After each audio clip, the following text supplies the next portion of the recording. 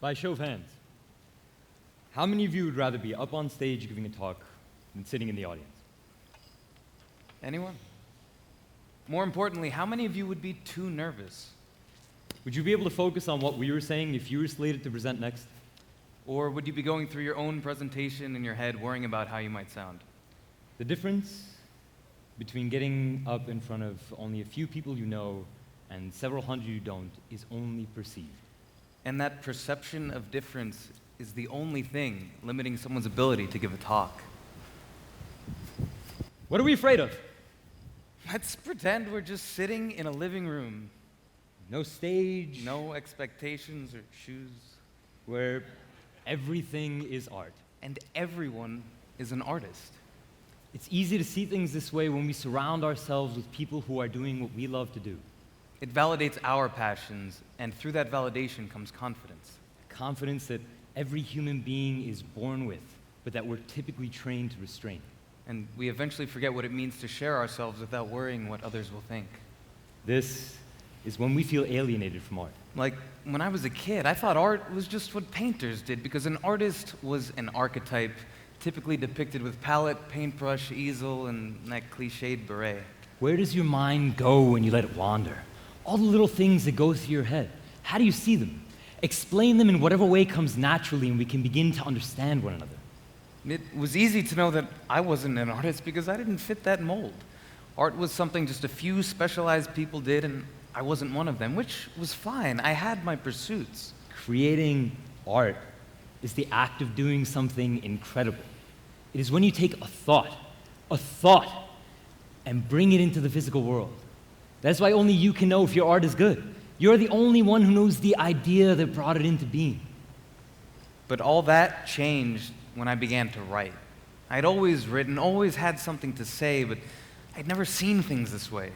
My words had never held so much weight, and they only held that weight because I had a weight that needed to be held, and writing was what I knew. What comes easy to you? If you don't know, then try different mediums. All of them. See what works, take your time to refine and explore. Only you have the answers. And there are so many questions. So many channels of inspiration. So many modes of expression. So many ways to discover. So many... Yeah, I feel like we should just channel this excitement into a poem. Were we not just performing a poem? And which part of that was a poem? The part where we said things that didn't need to be said. Whatever needs to be said. You're suggesting poetry is just sharing random thoughts with people? Yes. Well, I mean, not random. There's a reason behind the words. It's just that, we say them because we feel them. I say things I feel all the time. This is awesome. I'm hungry. That smells like... Sure, but that part where you were talking about discovering writing, that had all the elements of a poem. I was just talking about something that happened to me. Yes, and that's what people are doing when they carve marble into statues and paint murals on the sides of buildings. It's also what they're doing when they're singing as they walk through the park or navigating the conversation of a first date. For sure, that's pretty much what we were getting at with what we were saying, but I don't know that it was a poem. It was a little plain to be a poem, right? Sam, what is a poem? We all know what a poem is. I mean, I know what my definition of a poem is. All right, a poem is when words are worked into meter and rhyme scheme by men in frilly shirts sitting beneath trees, comparing their lovers to sunsets and flowers with heady metaphors that can be savored for hours, right? Poetry has come a long way since then. That's totally fair, it is. But how about the contemporary stuff? We've all seen slam poetry. That's poetry for the modern age. It's one type of poetry. Well, let's give that type a try. Remember, we were invited here as performers. All the speakers need to work through logically connected ideas for 10 minutes. If we're just going to stand here rambling, we should at least give these fine people a little song and dance, huh? All right, I'll play along, but just for the people. I'm glad to hear it. Ladies and gentlemen, you are about to experience a poem. A form of speech commonly considered art. Prepare yourselves for wide ranges and rapid changes of cadence, time, content, rhyming, pitch, tone, and metaphor. To drive home our point. Points, there are sure to be several. We hope you enjoy this piece of art. As opposed to? Whatever it is we've been doing. Well, all right, maybe it was art, but for the sake of argument, let's explore another style. Should we get in the dot? Yeah, let's do it. All right, why not? Let's get in the dot. All right, cool. All right. Sometimes Two different voices combined combined through the ageless art of rhyme to rhyme. challenge the status quo. Yo, Emphatically battling. global insufficiencies. Adjust your vision, please. We need new systems, see? So we've written these words to to preserve our liberties. And even though this sounds Awesome, we're just calling out our problems, and offering no way to solve solve them, because this is just a poem. Eh. It feels a little inauthentic. Yeah, I think a little overdone, maybe. Yeah, I guess we shouldn't have prepared by going to all those slam competitions. Huh? Yeah. So what are we looking to accomplish by giving everyone art? You know, I don't know. Maybe we just leave it to the professionals. There are artists and non-artists. That's the way the world works. No, but by creating safe spaces where people can be free to be themselves and explore their passions, we can help bring out the artist in everyone.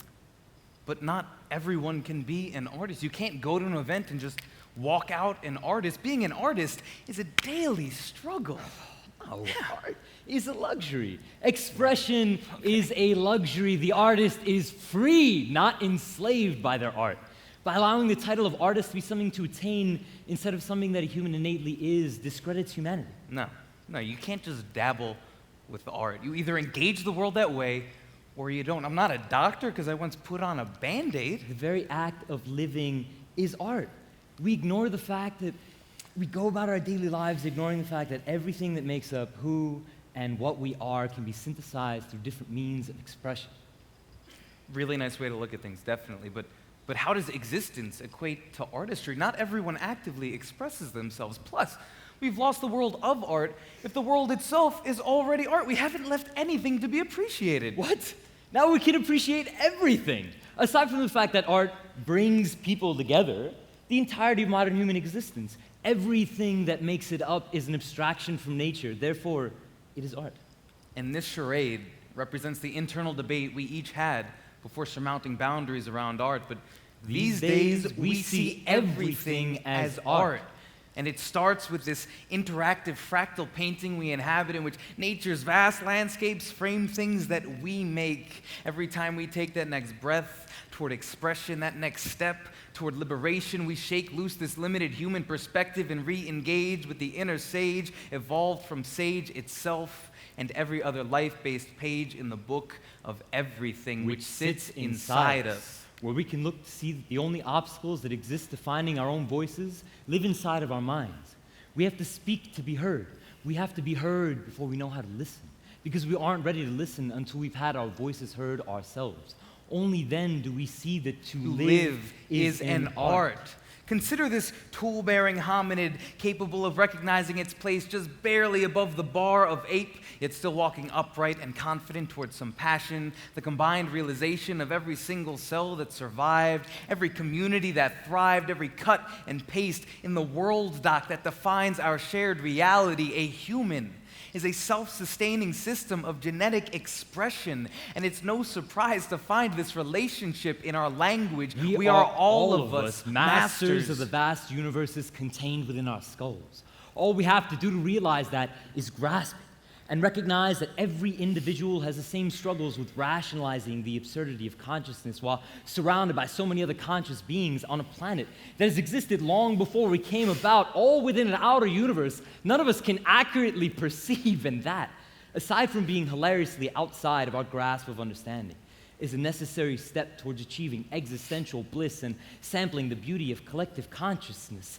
Every point in space, sentient or not, is a brushstroke in this master painting, a note or rest in this multiversal symphony. And though we cannot escape our place within this painting, we should have no desire to, because the detail in this painting allows for paintings within paintings. We can paint things, we can say things, we can move things, we can do things. We are alive in an infinite dynamic work of art, and we refuse to accept perspectives placing art atop a pedestal. So create. Retaliate against the mind's desire to recline in hopelessness, inclined as it is to see past happiness as solitary obstacles instead of collective journeys, adventures, and odysseys. And that's what we did by creating informal gatherings with a mentality of inclusion and acceptance. Safe spaces where amateurs and professionals alike can share and refine their art. All it takes is an apartment, a park, a garden, anywhere that people can express experience, and get inspired. We called it Open Brain, but it doesn't have to be called Open Brain. We just needed a name, and that's what we called it. And naming it has allowed us to connect artists regardless of their geographic location. To provide means and support to anyone who wants to start a gathering of their own. And we always give them the same parameters. There's no corporation, no entry fee, no sign-ups, it's not even a microphone. As casual as a living room. Ideally, in a living room. Keeping in mind that the individual isn't nearly as important as the community built around the act of expression itself. You'll find that Open Brain can exist in any city under any name. That everywhere you go, you'll find like-minded artists ready to share their passions and discuss new ideas. So when the world grows cold from the lack of expression, Waiting for that next person to share the fire burning inside them. come find us. It's your turn.